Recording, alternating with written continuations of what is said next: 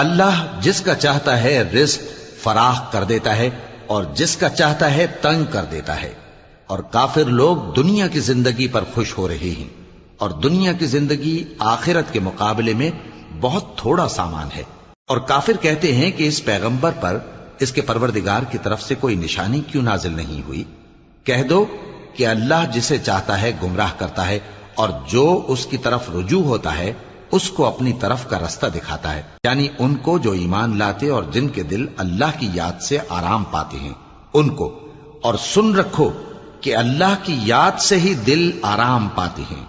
जो लोग ईमान लाए और अमल नेक किए उनके लिए खुशहाली और उम्दा ठिकाना है। जिस तरह हम पहले पैगंबर भेजते रहे हैं उसी तरह ए नबी हमने तुमको इस उम्मत में जिससे पहले बहुत सी उम्मतें गुजर चुकी हैं भेजा है, ताकि तुम इनको वो किताब